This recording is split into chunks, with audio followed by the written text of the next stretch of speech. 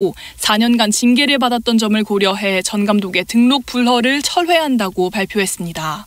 이로써 전 감독은 5시즌 만에 KCC의 사령탑으로 복귀하게 됐습니다. KBS 뉴스 신수빈입니다. 날씨입니다. 오늘 밤 중부지방은 대체로 맑겠지만 남부지방은 흐린 가운데 전남과 경남, 제주도에는 비가 오겠습니다. 강원 영서 북부 지역은 대기가 불안정해 소나기가 오는 곳이 있겠습니다.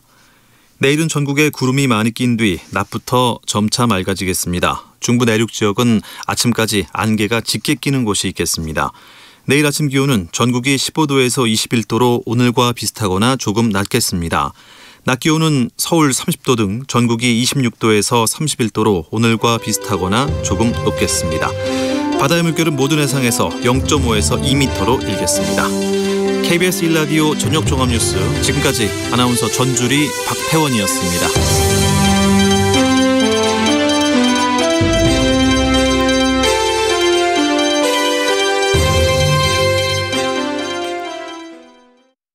지금 시각 7시 20분입니다. KBS.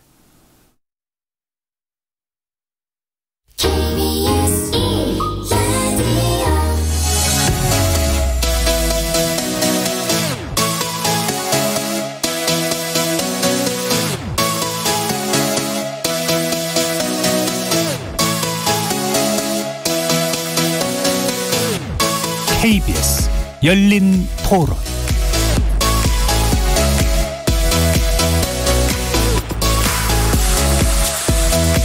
안녕하십니까. KBS 열린 토론 정준희입니다.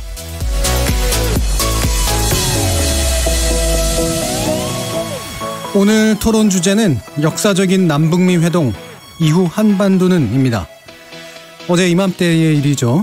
북미 정상이 정전 66년 만에 분단의 선을 넘어 평화의 손을 마주잡는 장면이 전 세계의 이목을 집중시켰습니다. 사안이 사안인 만큼 오늘 KBS 열린 토론은 매주 월요일 코너 정치의 재구성 대신에 역사적인 남북미 회동 이후 한반도는 라는 제목으로 남북미 정상의 판문점 회동을 계기로 전환되어 있는 한반도 상황을 긴급 진단해 봅니다. 어제 판문점에서 김정은 위원장을 만난 직후에 트럼프 미 대통령은 이렇게 말했습니다. 전설적인 시작일 역사적인 회담이었다. 결실을 맺는다면 더욱 역사적일 것이다. 한동안 멈췄던 대화의 시계가 다시 돌기 시작한 모습입니다. 역사를 만들어갈 실무 협상에서 어떤 것들을 논의하고 어떤 합의를 이끌어내야 할지 관련 전문가들 모시고 깊이 있게 토론해 보겠습니다. KBS 열린 토론은 여러분과 함께 만듭니다. 문자로 참여하실 분은 샵 9730으로 의견 남겨주십시오. 단문은 50원, 장문은 100원에 정보 이용료가 붙습니다. KBS 모바일 콩, 트위터 계정 KBS 오픈을 통해서도 무료로 참여하실 수 있습니다. 청취자 여러분이 KBS 열린 토론의 주인공입니다. 날카로운 의견과 뜨거운 참여 부탁드리겠습니다. KBS 열린 토론 지금부터 출발하겠습니다. 살아있습니다. 토론이 살아있습니다. 살아있는 토론, KBS 열린 토론. 토론은 라디오가 진짜입니다. 진짜 토론, KBS 열린 토론.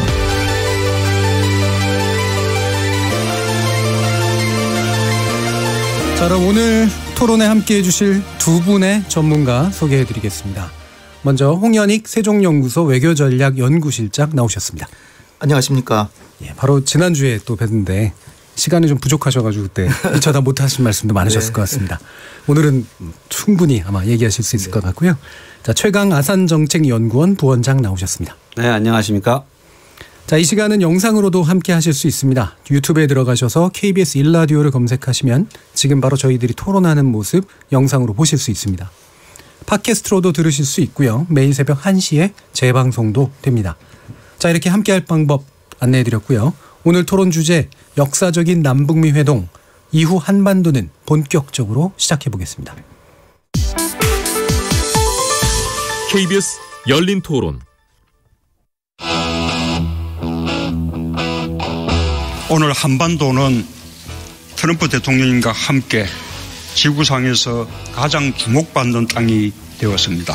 정전선언이 있은 후 66년 만에 판문점에서 미국과 북한이 만납니다.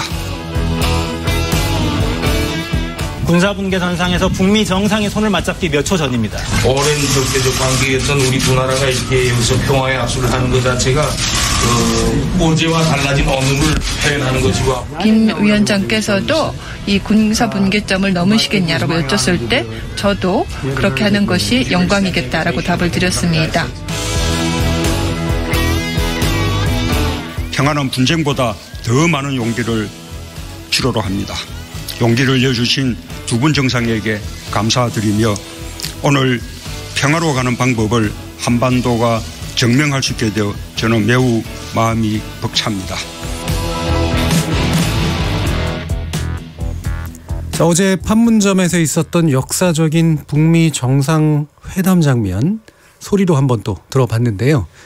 먼저 이 사상 최초의 남북미 정상의 판문점 회동, 정식 정상회담은 아니었습니다만 이 의미부터 짚어보도록 하겠습니다. 두 분 이 일종의 번개팅이라고까지 얘기되던데요. 예상을 하셨는지 한번 여쭙겠습니다. 우리 홍현익 실장님 어떠셨습니까? 네, 그저께 아침에 그 트럼프 대통령이 오사카에서 트위터를 이제 새벽에 했다 그랬는데 그때까지만 해도 이게 뭐 선의의 표시겠거니 그랬는데. 예. 그 최선희 부상이 거기에 대해서 상당히 의미 있는 만남이 될 것 같다. 그러면서 공식적인 제의는 아직 받지 못했다라고 했을 때 저는 되겠구나. 그때는 이제 되겠구나 생각했고요. 그 전에 친서가 교환되고 나서는 머지않아 실무회담은 열리겠구나. 그래서 실무회담이 잘 되면 정상회담으로 가겠구나 했는데 이처럼 정상회담이 이렇게 더군다나 남북미 3자 정상이 다 만날 줄은 그렇게 예측을 못했죠. 예.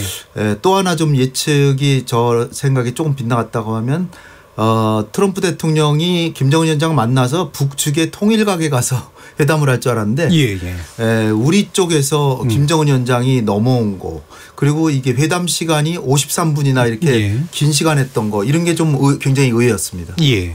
아무래도 이 만남 자체를 예상하기는 대단히 어려웠을 것 같고요. 초기에 이제 처음 이 얘기가 나왔을 때는 그냥 바람 정도로 나왔던 이야기가 현실화된 것도 참 새로웠던 그런 측면이 있었던 것 같습니다. 최강부 원장님께서는 어떻게 보셨었나요?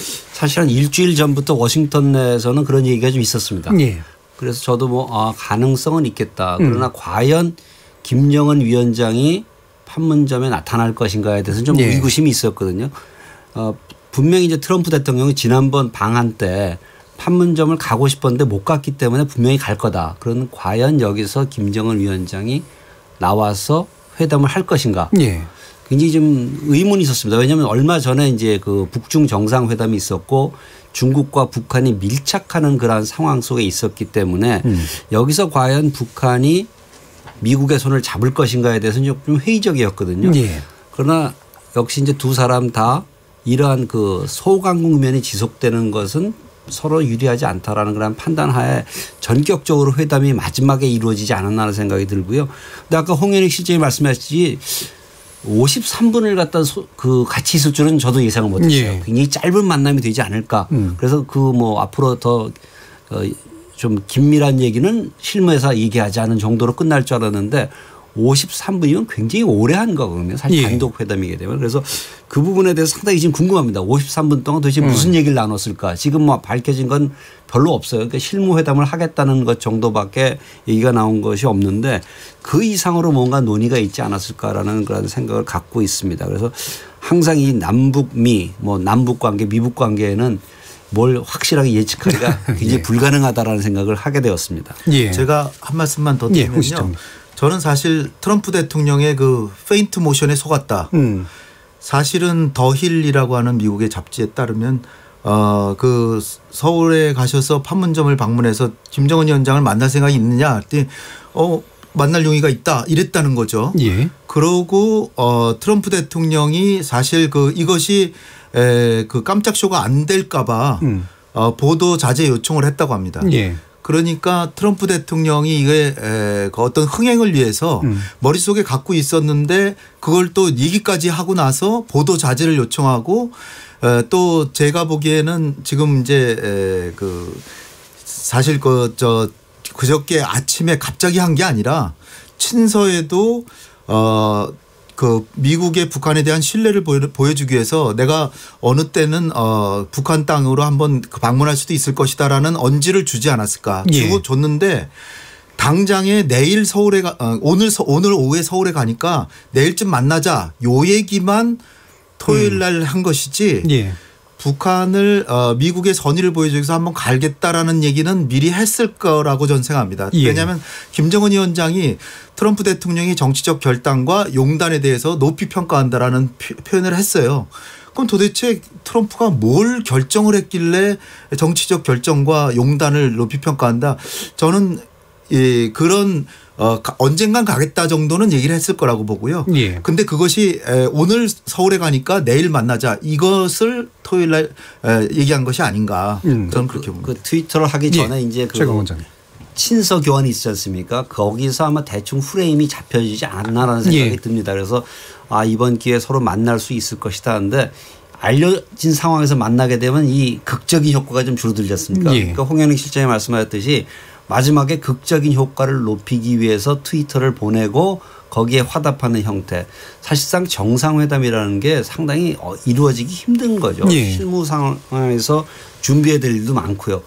사실 24시간 만에 이루어진다는 거의 불가능하거든요. 어느 정도 아마 경호라든가 의전팀에 물론 지금 이제 판문점에서 그날 당시 보게 되면 굉장히 혼란스러웠던 건 사실이지만은 어느 정도 예측은 하고 있었다라고 보여집니다. 그러나 그것이 밖으로 알려져 있는 상황은 아니었기 때문에 저희 같이 밖에 있는 사람들은 전혀 몰랐었겠죠. 그러니까 상당히 놀랐던 거고 나름대로는 의미가 있는 그런 정상회담이었다. 그런데 좀 아쉬운 것이었다면 실질적인 남북미 3자 정상회담은 아니었지 않나 그런 아쉬움이 좀 남긴 합니다. 이게 일각에서는 이게 완벽히 잘 짜여진 합의된 극본이었다라는 설도 있고 또 한쪽에서 완전한 우연이었다는 설도 있지만 두 분 말씀 들어보면 어느 정도의 판과 개연성은 만들어진 상태에서 활용점정을 찍는 데 이제 상당한 짧은 기간에 이루어진 이제 그런 측면들이 분명히 있는 것 같습니다. 그 어제 아까 그 최강 부원장님께서 그 시간 또 두 분 다 이제 시간 문제가 대단히 좀 예측되지 못했던 그런 측면이 있다고 말씀을 주셨는데 어제 그 만나기로 한 얘기가 나오고 나서 사실은 끊임없는 이제 자기 나름대로의 해석들이 나오면서 4분일 거다, 15분일 거다 이런 수많은 얘기들이 좀 있었죠. 근데 이제 53분으로 또 꽤 긴 시간 이제 만났습니다. 근데 이런 모습을 보면 이게 이제 어쨌든 상징적 의미가 일단은 좀 큰 것 같은데요. 특히나 이제 트럼프 미 대통령이 처음으로 이제 그 말 그대로 수트, 그러니까 그 양복만 입고 안에 방탄조끼 안 차고 북으로 또 넘어가는 그런 행위까지도 했었던 되게 여러 가지 좀 상징적인 의미들이 있었던 건 분명한 것 같은데요. 일단 실질적인 얘기는 이제 뒤에서 좀 더 해보고 이런 상징적으로 보여진 이 모습들이 좀 어떻게 느껴지셨는가라고 하는 부분을 한번 이야기 나눠보겠습니다. 최강 부원장님 얘기부터 듣죠. 네, 그 과거에 미국 대통령들이 물론 이제 판문점도 가고 여기 그 전방 지역에 갔은 경우가 있는데 대개의 경우에는 대개 이제 전투복 상의를 입고 갔죠. 그러니까 그것은 뭐냐면 안보를 중요시하고 국방을 중요시하는 의미를 많이 가지고 있었는데 이번에는 굉장히 그 양복 정장 차림으로 갔다는 거죠. 특히 이제 빨간 넥타이 하게 되면 대개 미국의 대통령들이 특히 이제 그 공화당이 좋아하는 색깔이 빨간색 아니겠습니까? 그런 이제 공화당 대통령으로서 현지에 가고 양복으로 갔다라는 걸 보게 되면은 나름대로 굉장히 이게 한반도 상황이 안정돼 있고 평화의 무드 속에 있다라는 걸 보여주는 거죠.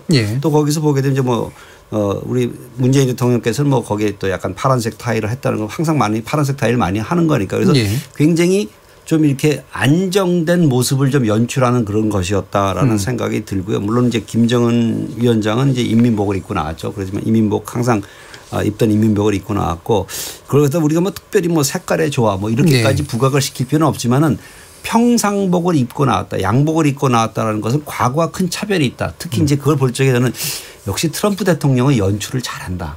과거의 미국 대통령들과는 달리 양복을 입고 하면서 좀 더 자기가 스트롱맨이라는 이미지도 보여주는 거고요. 그러면서 또 아까 말씀드렸듯이 반복됩니다마는 평화의 이미지다.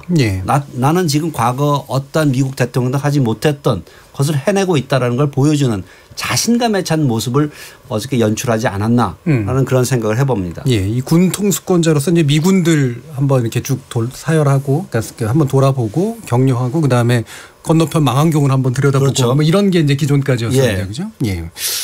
홍 실장님은 또 어떻게 보셨습니까?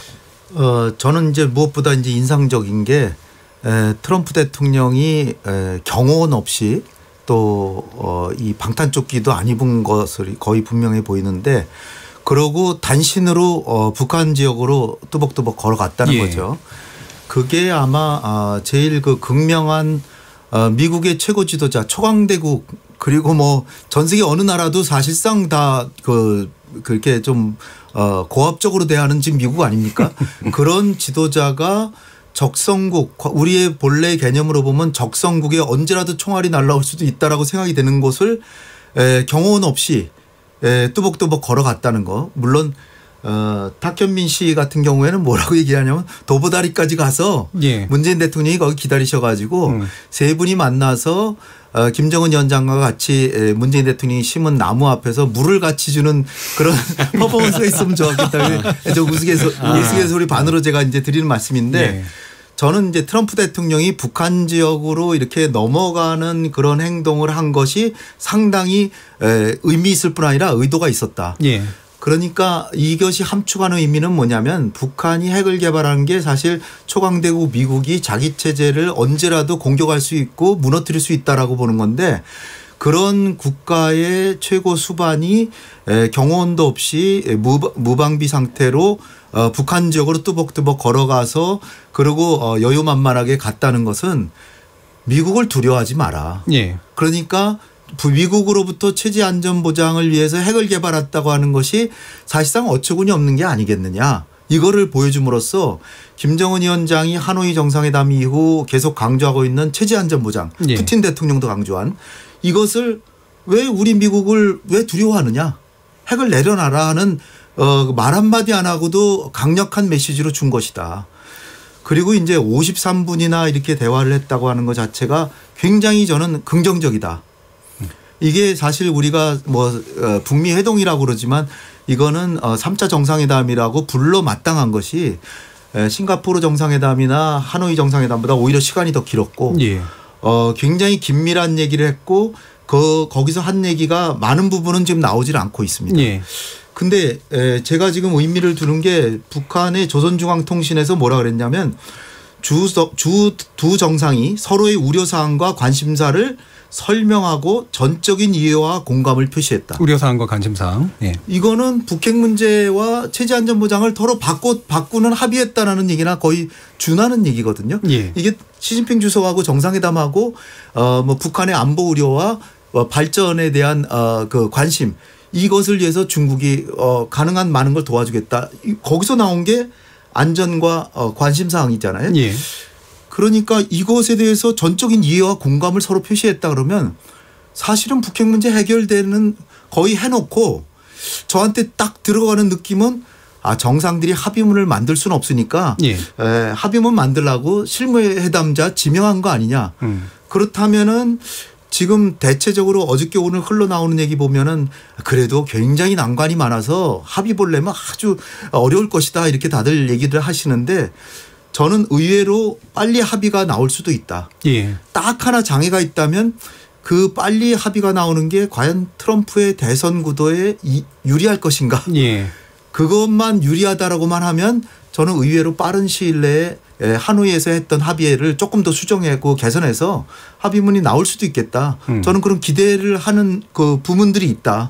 저는 이렇게 봅니다. 53분 회담의 이제 핵심 내용은 결국은 양 국가의 핵심 관심사인 비핵화해라. 체제 안전 보장하겠다. 요게 이제 교환이 된 내용이 주를 이룰 거다라고 이제 보시는 거죠. 그렇죠. 그러니까 왜 도대체 하노이에서 우리는 합의를 못했을까?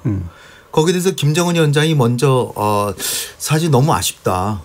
사실 우리가 실무회담 통해서 거의 합의를 하려고 만난 거 아니냐. 저는 기차 타고 3일이나 갔습니다.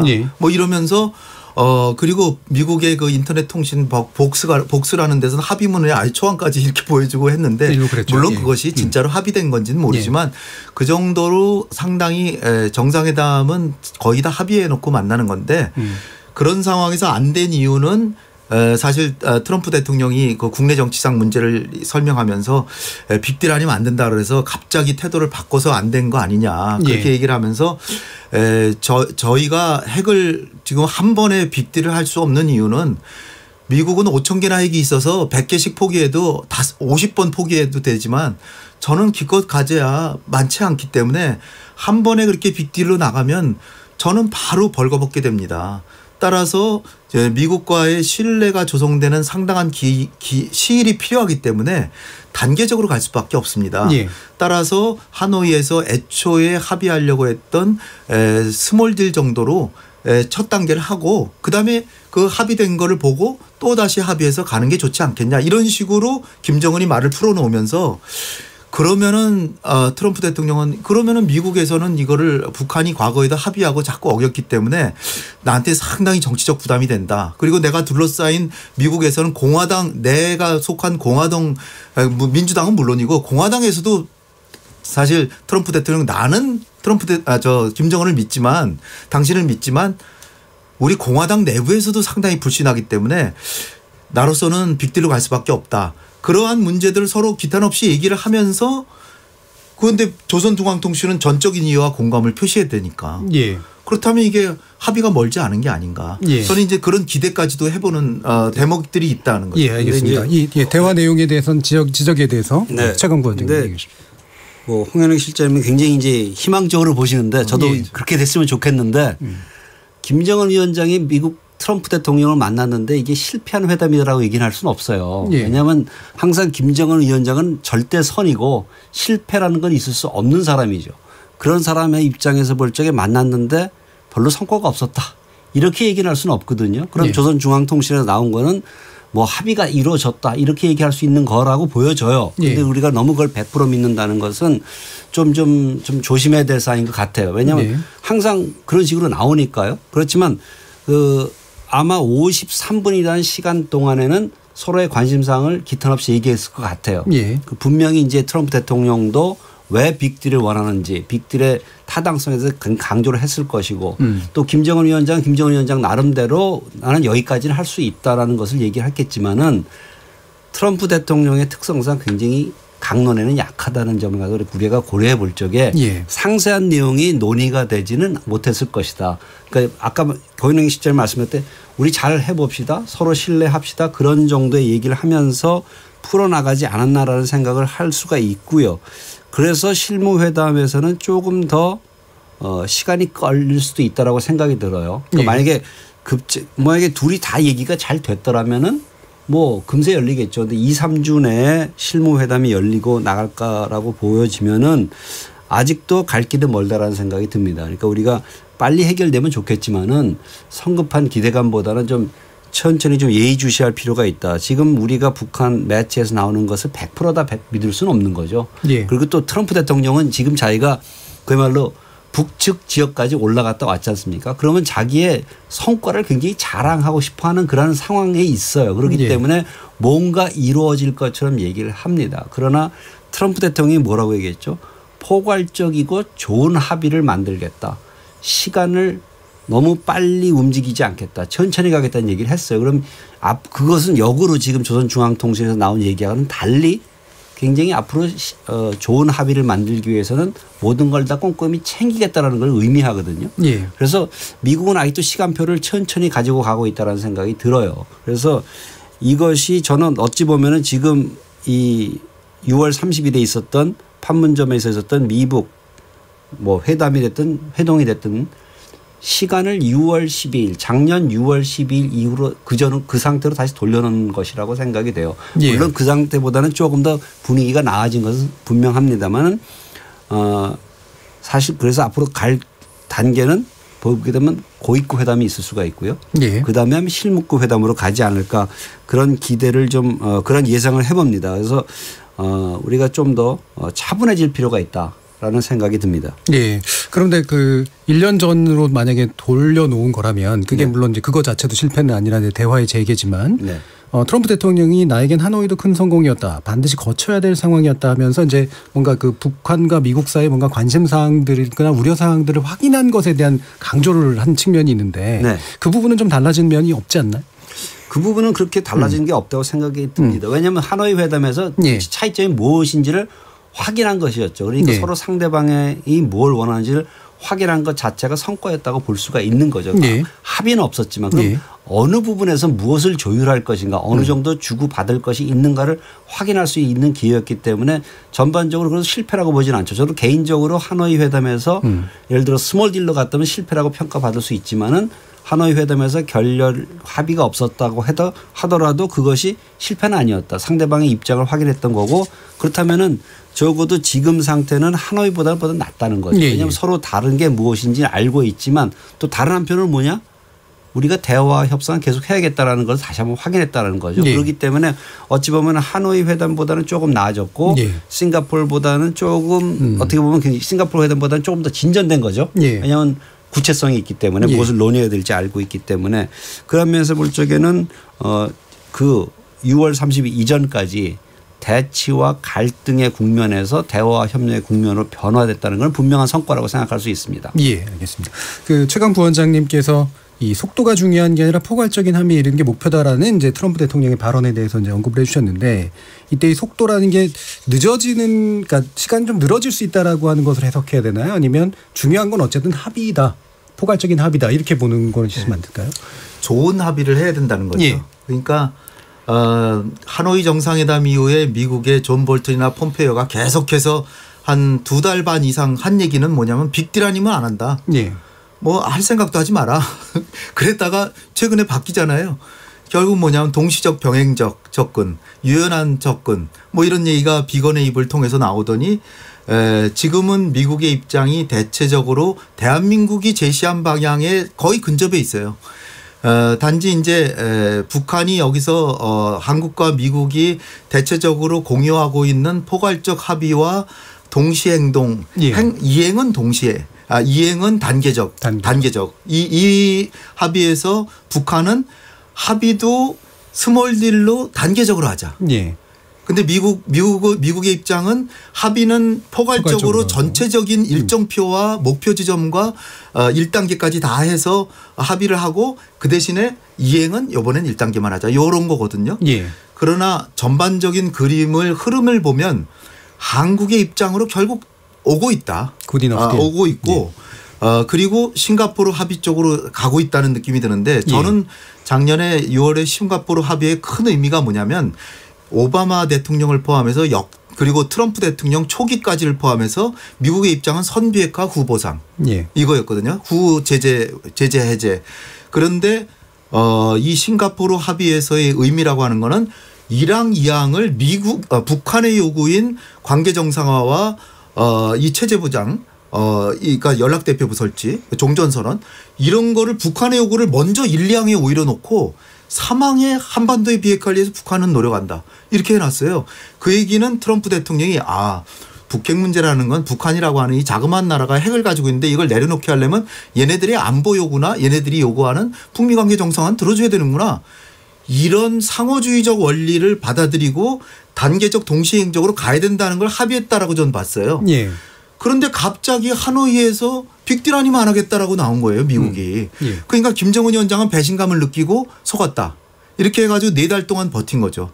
그런데 이제 미국이 다시 또 4달이 소강 상태에 있어서 처음엔 빅딜 아니면 안 한다 그러다가 결국은 다시 싱가포르로 돌아간단 말이죠. 그 얘기는 결국은 단계적으로 갈 수밖에 없다는 거죠.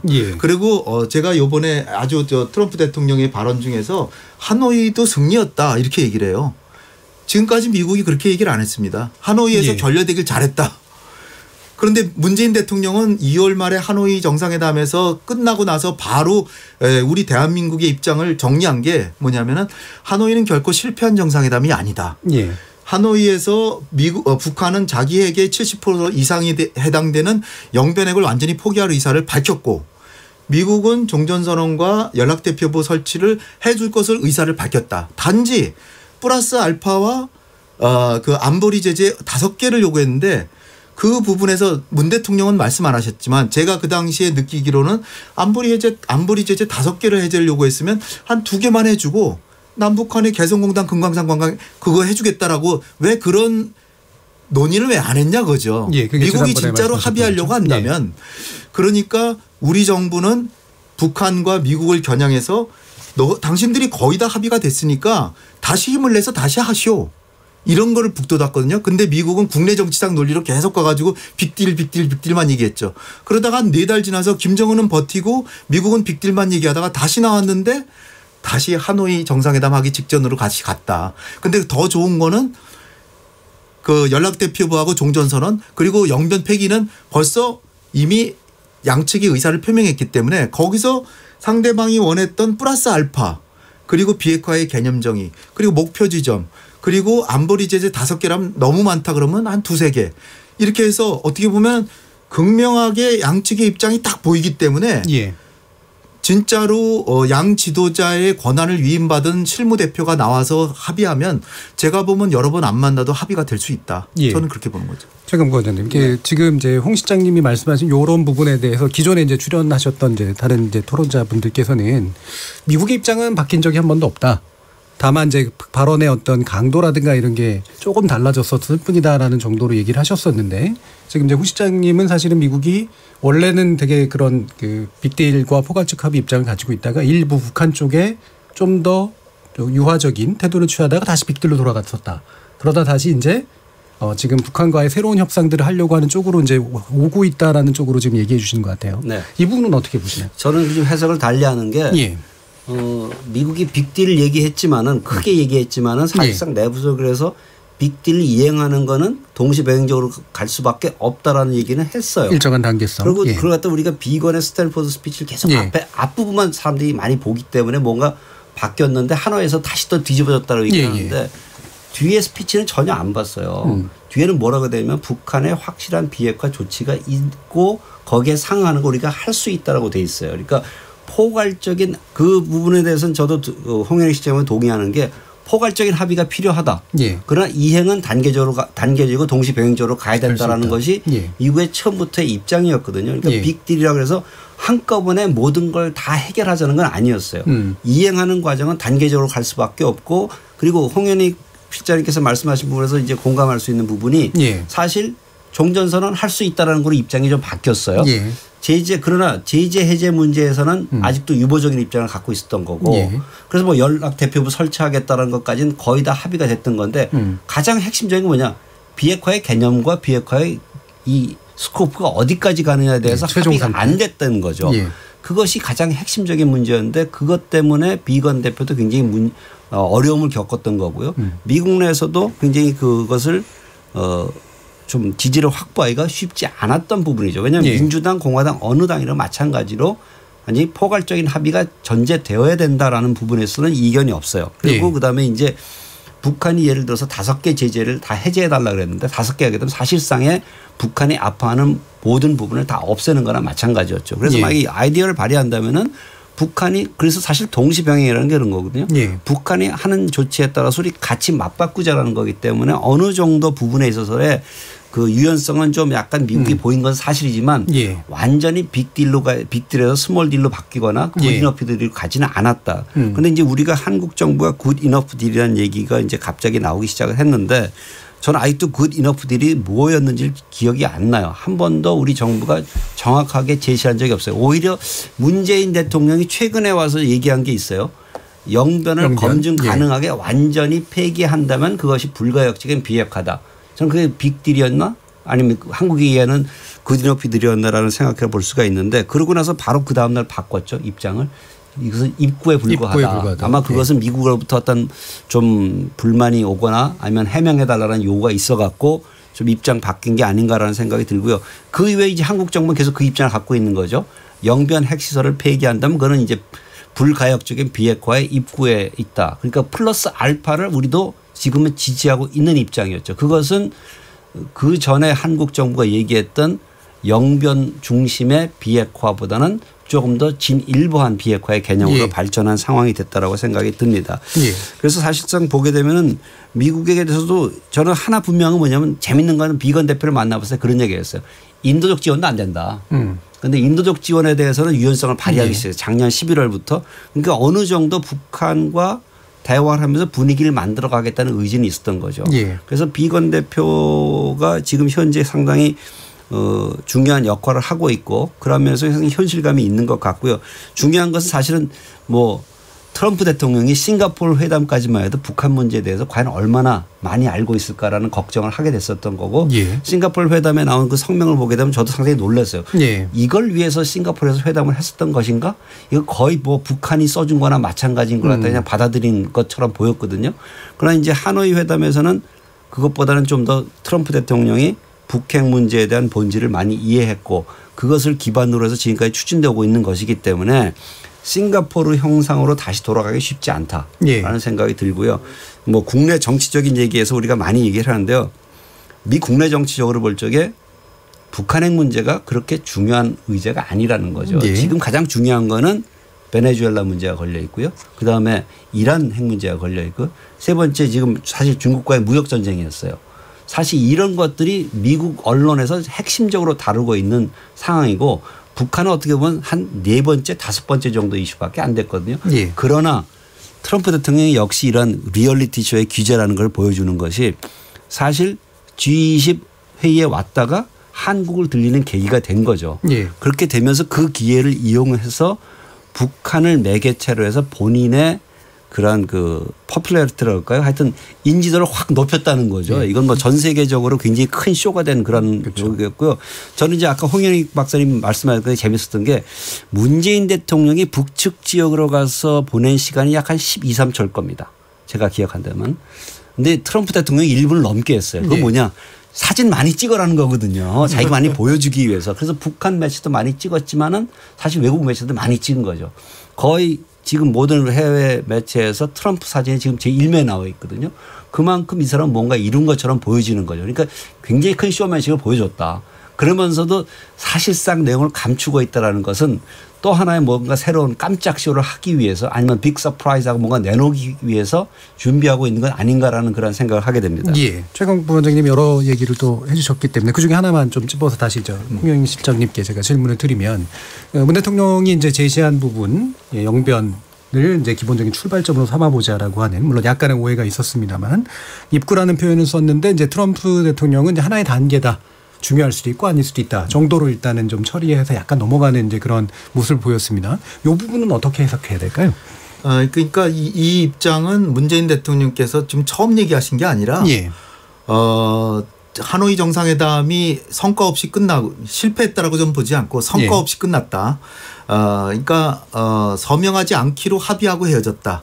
이러고 나서 서로인지 실망하고 전 세계 모든 사람들이 되게 실망했죠. 근데 문 대통령께서는 이게 북한이 영변을 내려놓겠다라고 했는데 그거는 트럼프 대통령의 얘기로 보면은 20%만 비핵화가 되면 이건 돌이킬 수 없는 수준이라 그러는데 영변은 북한에게 있어서 최소한 50% 이상인데 그걸 다 영구 폐기하겠다라고 하는 거는 돌이킬 수 없는 수단인 것이다.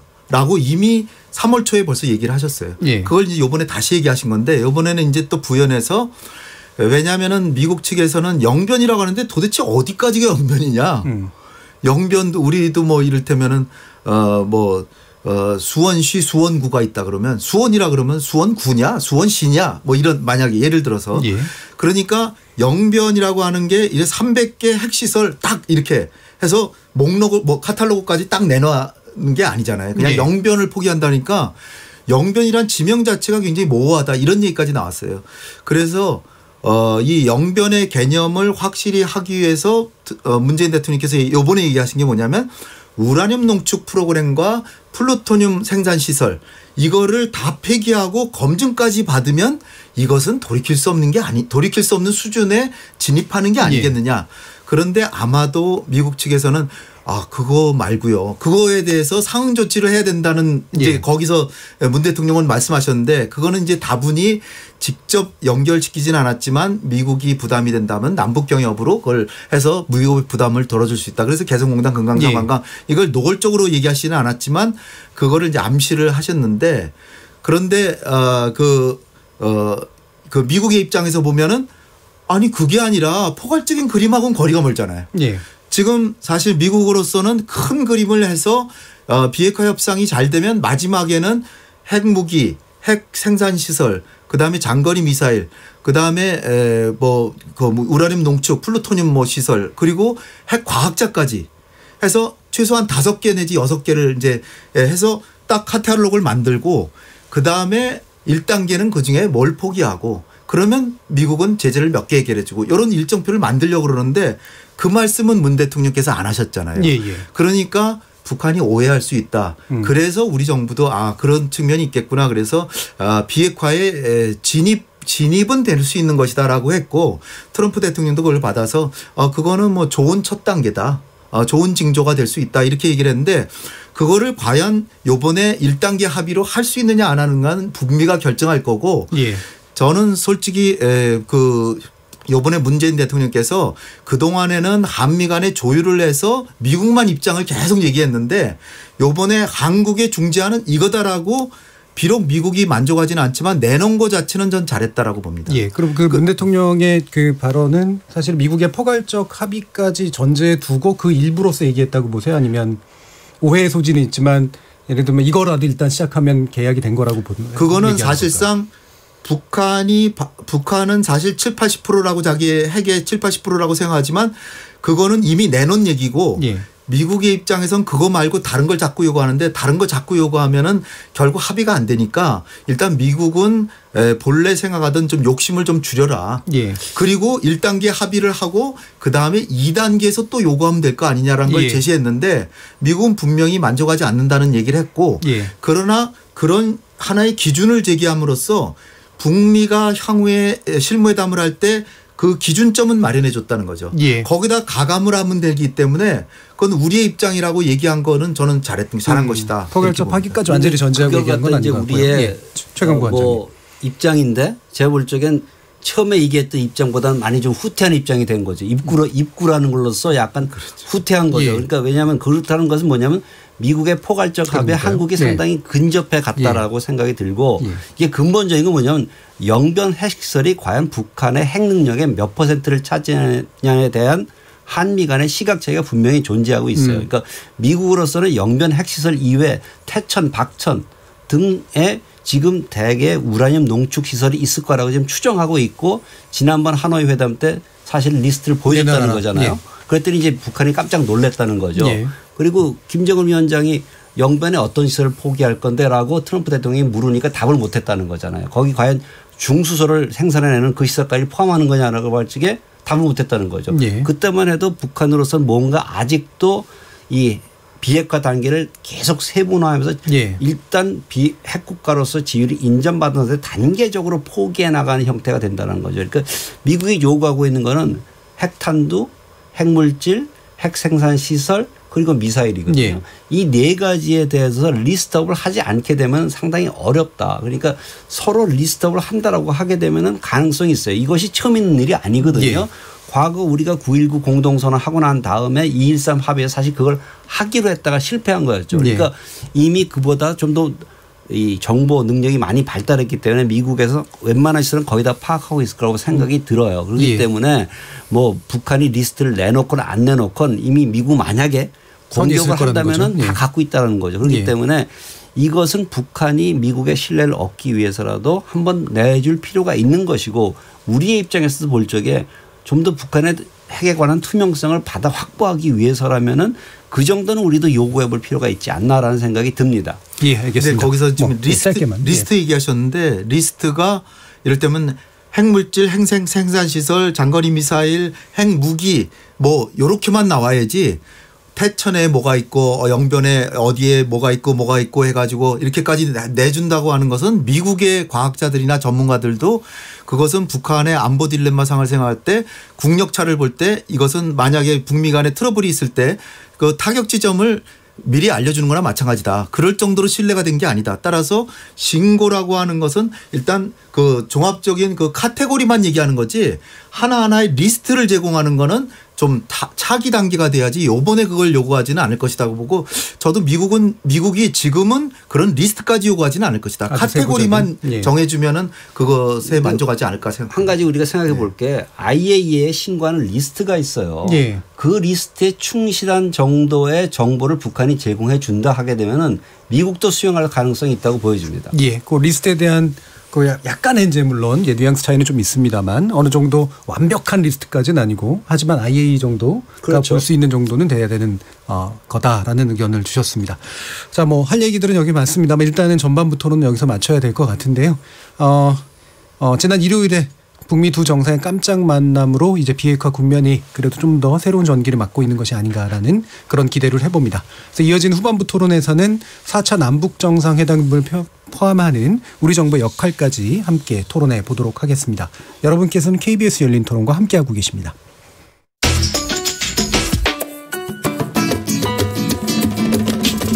묻는다, 듣는다, 통한다. KBS 열린 토론. 듣고 계신 청취자 여러분 감사드립니다. 들으면서 답답한 부분은 없으신가요? 궁금한 점은요? 그렇다면 함께 토론에 참여하시죠. 유료 문자 샵 9730을 이용하시면 됩니다. 단문은 50원, 장문은 100원의 정보 이용료가 있습니다. 스마트폰 어플리케이션 KBS 모바일 콩을 통해서도 무료로 참여하실 수 있습니다. KBS 열린 토론은 언제나 열려 있습니다. 듣고 계신 KBS 열린 토론은 매일 밤 1시에 재방송됩니다. 자, 그러면 우리 토론이 진행되는 동안 청취자들께서 보내주신 의견 몇 가지 들어보고 가겠습니다. 정의진 문자캐스터. 네, 안녕하십니까. 문자캐스터 정의진입니다. 역사적인 남북미 회동 이후 한반도는에 대해 청취자 여러분이 보내주신 문자 소개해드리겠습니다. 먼저 유튜브로 윤희섭님. 우리나라 역사의 한 장을 장식하기에 충분한 사건이었습니다. 휴대전화 뒷자리 7835님. 남북미 판문점 회동은 외교적으로 남북 문제는 남북미가 하는 거라는 걸 중러 일에 상징적으로 보여주는 사건입니다. 남북 문제의 주체는 우리 민족 해주셨고요. 1632님. 트럼프 대통령이 한국에 오면 비무장지대 방문 때 한국, 미국, 북한 정상이 만날 것이라고 문자 보냈는데 소개 안 해주시더군요. 아마 미국 대선 끝나고 북미 회담이 이루어질 것이고 올해 내로 김정은 위원장이 남한으로 답방할 것 같습니다. 라고 전망해 주셨습니다. 콩으로 수민파파님. 트럼프 대통령 자기 업종 얘기하기 바쁘고 자국 이익까지 챙기는 게 정치급이 다르더군요. 쇼맨십은 역시 최고입니다. 1509님. 트럼프 대통령의 재선 전략에 잘못되면 한국은 북한의 핵 위험에서 벗어날 수 없을 것 같은데 우리 정부는 신중을 기해야 할 것입니다. 7092님. 북한이 우리에게 뭘 줄지 지켜봅시다. 과연 핵을 포기할지. 그게 없으면 꽝인데 어떨지 지켜봅시다. 9054님. 일어나지 않은 부정적인 생각은 버리고 긍정적인 마음으로 기다려봅니다. 유튜브로 카이로스님. 긍정적인 분위기 몰아서 비핵화 단계화 조치 및 대북 완화 제재와 함께 종전 선언하고 개성공단과 금강산 관광을 재개하는 것이 무엇보다 시급합니다. 라고 보내주셨네요. 네, KBS 열린 토론. 지금 방송을 듣고 계신 청취자 모두가 시민 농객입니다. 계속해서 청취자 여러분들의 날카로운 시선과 의견 보내주세요. 지금까지 문자캐스터 정의진이었습니다. Yeah. Yo. 무엇이든 묻고 진심으로 듣고 마음으로 통하는 여기가 열린 토론. 라디오가 진짜 토론. KBS 열린 토론. 자, KBS 열린 토론 역사적인 남북미 회동 이후 한반도는이라는 주제로 최강 아산정책연구원 부원장, 홍연익 세종연구소 외교전략연구실장 두 분과 함께하고 있습니다. 후반부 토론 시작해 보겠습니다. 전반부에서 원래 말씀 나누려다가 제가 시간상 약간 넘긴 그 질문이 있는데요. 두 개를 짧게만 해서 두 분께 이제 들어보도록 하겠습니다. 하나는 트럼프 대통령이 떠나기 전에 그 문재인 대통령이 귓속말로 뭔가를 했는데 그게 뭘까라고 하는 짐작과 그다음에 또 한 가지는 일단 그거를 먼저 두 분께 듣고 그다음에 그 뒤에 질문 이어가도록 하겠습니다. 예, 홍연익 실장님. 네, 트럼프 대통령이 문재인 대통령 귀에 영어로 얘기했을 거 아닙니까? 예. 근데 뭐 너무 어려운 영어를 하지는 않았을 것 같고 뭔가 일이 잘 될 것 같다. 예. 김정은 위원장 뭐 진정성이 이번에는 과거보다 더 있어 보인다라든지 그 정도 얘기인데 이게 폼페이오가 한 얘기가 있습니다. 폼페이오가 그 김 위원장의 그 요번에 그 트럼프 대통령과의 만남을 보고 한 얘기가 김정은 위원장이 뭔가 중요한 것에 대해 진짜 해결하길 원하는 것 같다는 인상을 받았다. 예. 그 얘기는 김정은도 본래 입장만 고수하는 게 아니라 뭔가 유연성을 보이는 거를 자기는 느꼈다라는 거죠. 그 얘기는 합의 가능성이 더 있다. 왜냐하면은 지금 이제 미국이 바라는 관건은 비핵화의 개념 정의 이게 궁극적으로는 뭐가 비핵화다라는 거 얘기를 하라는 거 아닙니까? 그리고 신고 부분을 처음엔 못하더라도 중간에라도 언젠가는 하겠다라는 얘기 이런 거에 대해서 미국의 얘기를 좀 받아들여서라도 해결하겠다는 그런 느낌을 받았다는 걸 봐서 뭔가 촉이 좋다. 뭐 보통 얘기하잖아요. 예. 이번에는 좀 가능성이 있으니까 우리가 한번 힘을 합해 봅시다. 뭐 이 정도 얘기하지 않았을까. 어떻게든 합의를 하려고 하는 것 같다. 네. 예. 네. 최강보 원장님. 뭐 그렇게 긴 얘기는 안 했을 것 같고요. 예. 제가 생각하기에 이렇게 서울에 와서 한국에 와서 문재인 대통령과 이렇게 만나고 또한 김정은 위원장을 만나서 굉장히 기뻤다. 앞으로 잘 해봅시다. 너무 걱정하지 마십시오. 고맙다. 뭐 이 정도 얘기를 하지 않았을까라는 생각이. 근데 그 정도면 통역을 이렇게 막 물러나게 하고 뭐 이랬을까요? 아니 뭐 이렇게 귓속말을 할 수도 있는데 예. 제가 볼 적에 왜냐하면 사실 재밌는 건요. 지금 그 트럼프 대통령과 김정은 위원장의 만남에는 통역밖에 배석을 안 했어요. 예. 그렇기 때문에 누구도 그 얘기가 어떠한 얘기가 오갔는지 알 수가 없죠. 예. 그렇기 때문에 이건 뭐냐. 언제든지 부정할 수가 있어요. 예. 그 자기가 좋을 대로 해석을 할 수가 있고 그래서 사실은 뭐 아까 지금 홍현익 실장님 말씀하셨듯이 뭔가 이번에는 뭐 김정은 위원장이 뭔가 좀 결심을 한 것 같다. 좀 기대를 가져보자 이런 얘기까지는 있었을 것 같다는 생각이 듭니다. 예. 왜냐하면 그런 것이 없었더라면 사실은 지금 트럼프 대통령이 굉장히 연막 전술을 피지만 사실상 뭔가 있는 것 같이 보여요. 네. 예를 들어서 포괄적이고 좋은 합의를 바란다라는 예. 것은 뭐냐면 가능성이 있다는 얘기거든요. 예. 그러니까 뭔가 언지를 받지 않았나. 그래서 나중에 하게 되면 과거 어떠한 대통령 미국 대통령도 못했던 걸 나는 했다. 봐라 이렇게 얘기되면 지금 너무 다 밝힐 수는 없는 거죠. 약간 이 연막을 좀 친 상태에서 시간을 좀 끌다가 그다음에 굉장히 극적인 타결을 바라지 않을까라는 그런 생각을 하고 있고요. 예. 그래서 뭐 하여튼 앞으로도 뭐 문재인 대통령에게 그렇게 좀 더 잘해봅시다. 뭐 이런 얘기를 했겠죠. 예, 알겠습니다. 자, 그러면 우리 정부 문제로 이제 좀 넘어가 볼 텐데요. 요번에 그 야당 쪽에서는 이제 좀 사실은 잘 안 되기를 바랬던 측면도 좀 있었던 것 같은데, 그러니까 잘 안 될 것 같다는 예상을 했던 것 같은데 일단은 만났고 이제 남북미가 함께 이제 판문점에 있는 모습 보니까 이제 오늘 나온 얘기로는 사실은 이렇게 북미가 서로 직접 소통하면서 문재인 대통령은 소외됐다라는 쪽으로 지금 이야기가 나오고 있는 것 같아요. 지금 우리 정부의 지금 이 판을 만든 것 그리고 이후의 과정에서 계속 소외됐다라는 그런 틀로 보는 것이 맞나요? 최근보 좀. 글쎄요. 사실은 이제 이걸 어떻게 바라보느냐의 문제인데요. 저는 예. 이제 한국당에서 그렇게 논평한 것에 대해서 좀 약간 좀 다른 의견을 갖고 있는 거는 예.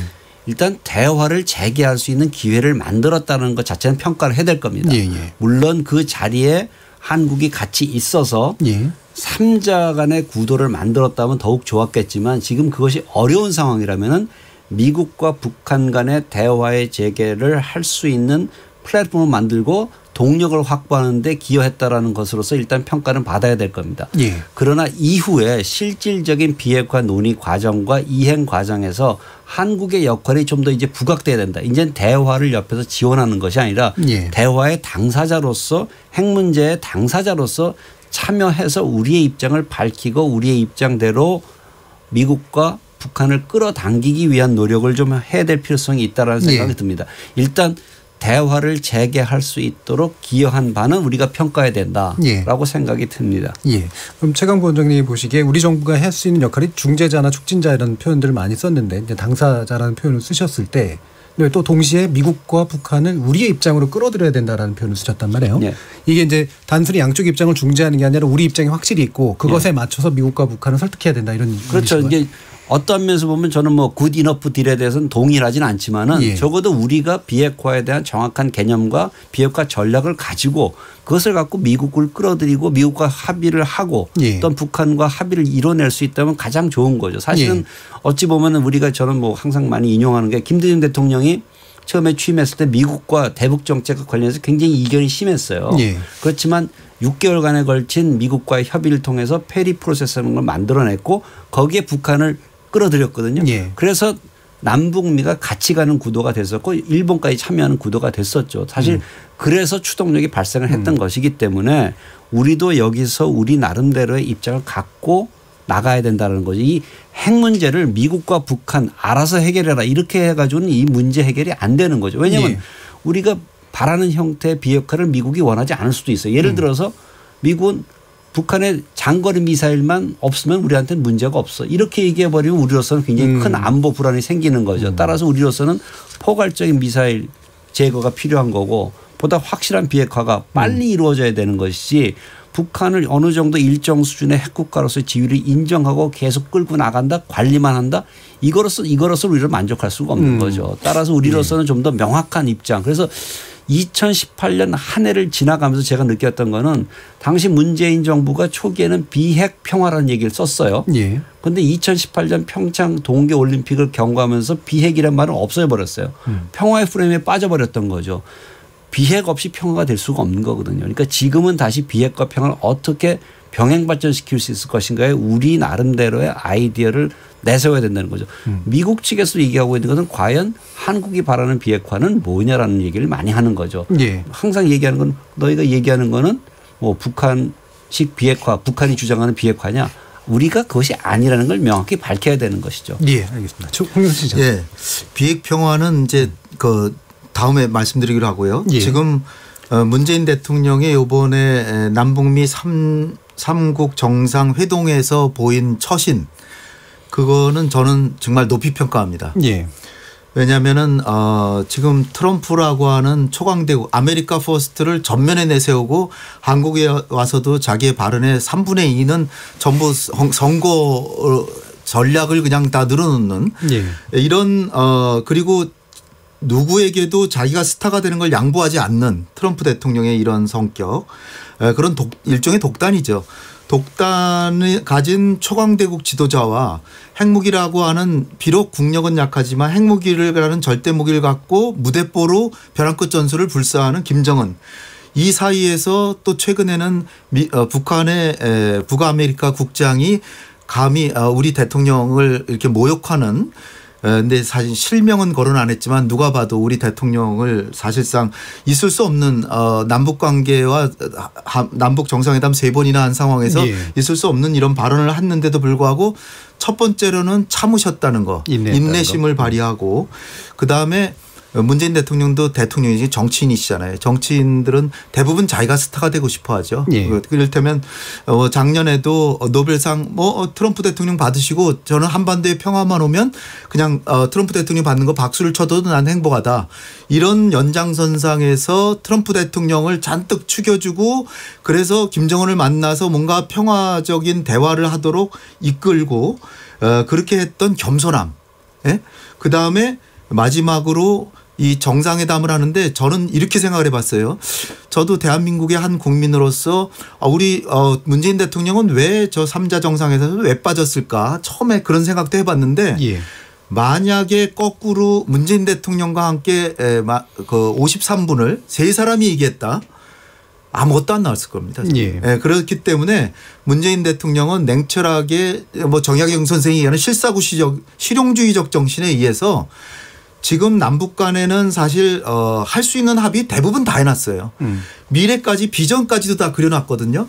그러니까 지금 남북 정상회담도 사실 문재인 대통령이 좀 서둘렀던 거는 북미 대화가 안 돼서 남북 정상회담을 해서 북미 간에 대화를 하게 해주려고 했던 것이지 남북 간에 더 진도를 나가려고 했던 게 아니거든요.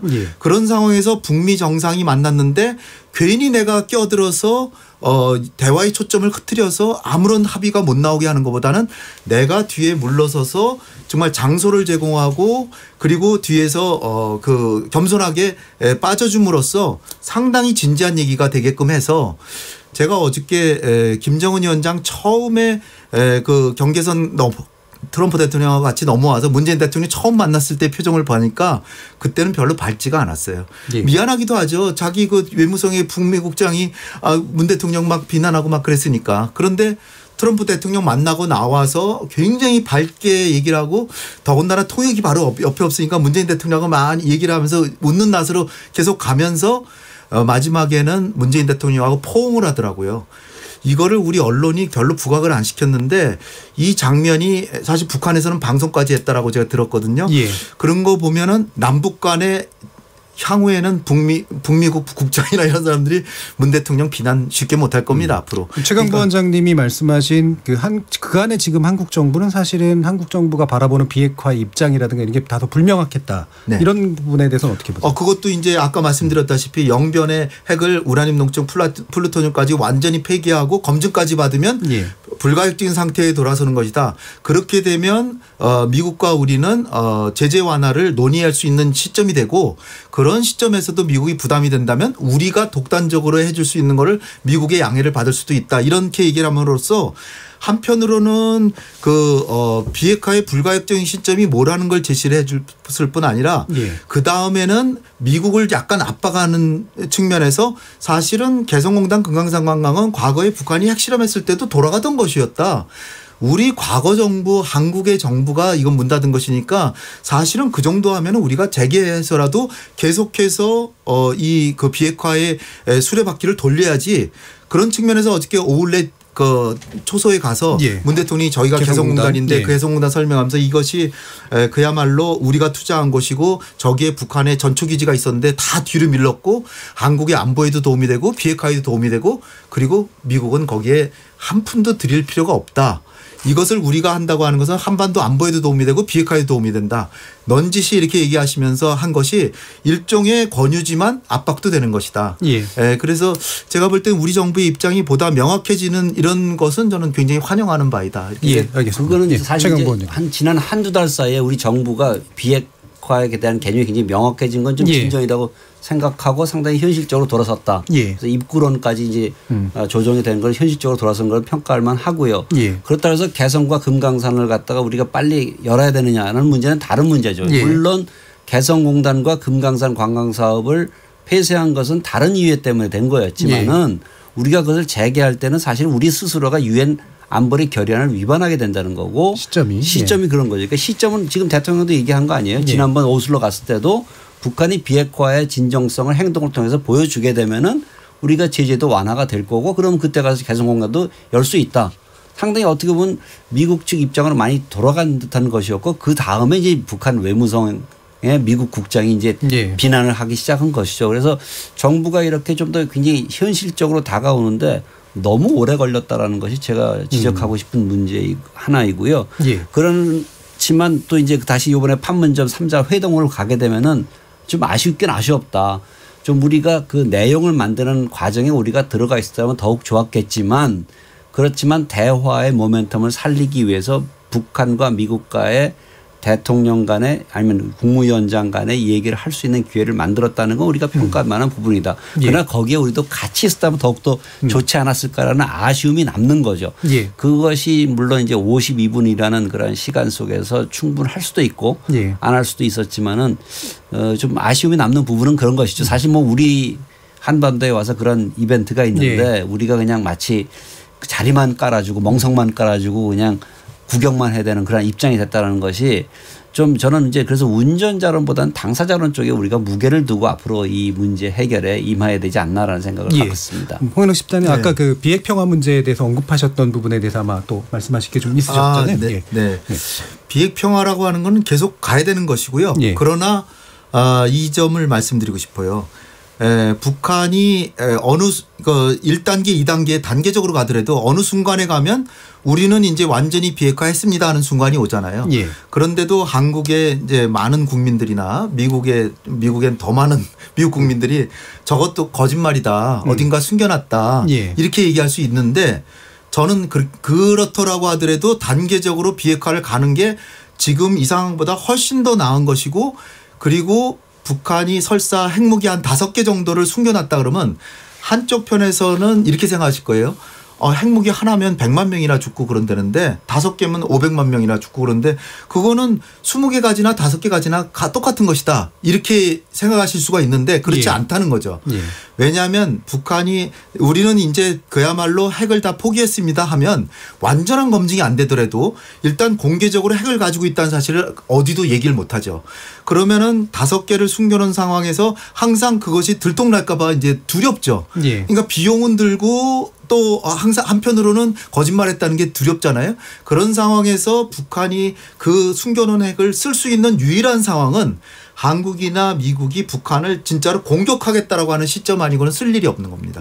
설사 갖고 있다고 하더라도 그럴 때는 미국이 만약 평양을 공격하겠다라고 막 비행기가 왔다고 항공모함이 오고 막 하면은 김정은은 마지막 수단으로 사실은 전패했다라고 그러는데 5개 숨겨놨다 이렇게 얘기할 텐데 그렇게 되면 그야말로 북한은 그때는 거짓말쟁이 나라가 돼서 그야말로 패망의 길을 걷게 될 것이다. 따라서 핵을 갖고 있다고 하더라도 소용이 없는 상황이 된다.